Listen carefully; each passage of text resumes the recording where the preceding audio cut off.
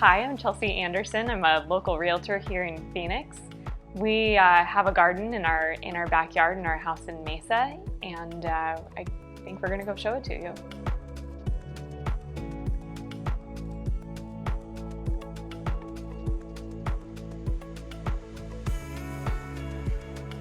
So we're going to talk about the benefits of renting a home versus home ownership. One of the things that we always love to tell people is that the net worth of a renter is about $4,500, while the net worth of a homeowner is about $250,000. So it's a huge difference.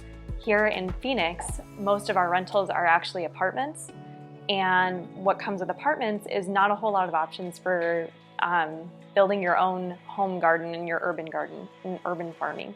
So when you have a home and you actually own it, you have a ton more freedom to take that property and make it into what you actually want to do with all of the benefits that come with home ownership. So it's pretty neat.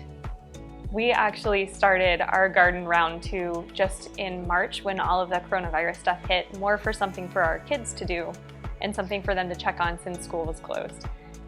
So we have a whole bunch of stuff, and it's all kind of coming out right now, but we go out and check it every day, and our baby goes and picks tomatoes and eats them right there every morning. So it's kind of fun.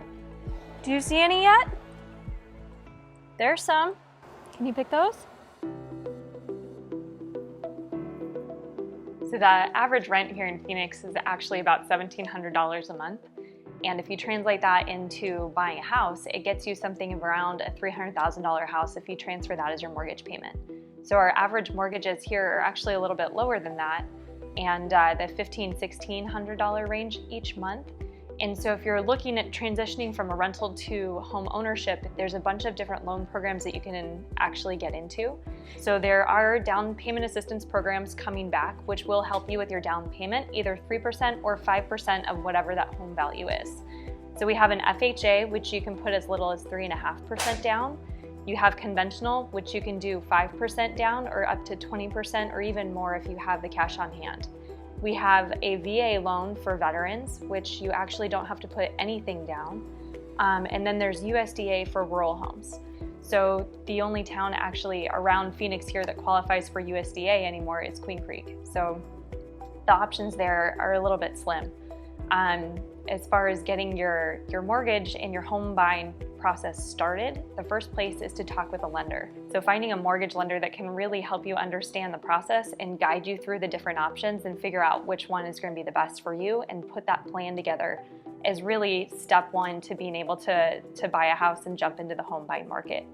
So some of the other benefits of home ownership, other than the garden that you can have and plant in the backyard, there's some tax benefits, there's a ton of write-offs. You can paint your own walls whatever color you like, and as that property starts gaining in value, you'll actually be increasing your net worth, which is great.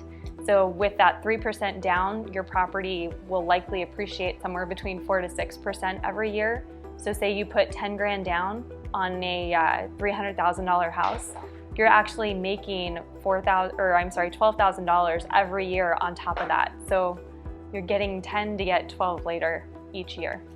And then compound interest, the joys of compound interest. So it's a really great way to build your net worth and start making money. It's like a forced savings account and will actually help you get ahead. Picking the corn here and seeing what it looks like. So this is our corn. Some of the ones get blasted by the sun a little bit more, so those ones seem to be kind of getting cooked, so we're picking those. So here's what our garden has produced. We've got some bigger tomatoes, we have salt and pepper cucumbers, banana peppers, jalapenos, normal little cherry tomatoes, and we even have some ears of corn. We have some clients that have found themselves faced with a forbearance agreement, which is one of the options that are available to homeowners to try to keep your home if you can't make your payments. So there are 4 different options that forbearance agreements are looking like they're coming in. And so one of them is spreading your payments out throughout the term of your loan. So those 6 payments that you're missing will now be spread out for the next, if you have 27 years left, they'll be spread out evenly over those 27 years. The second one is to just add those 6 payments onto the end of your loan. So you now have a 30-year loan plus 6 months. That's also a great option. The one that we're seeing most commonly actually is that you've missed the first 6 months here in this season.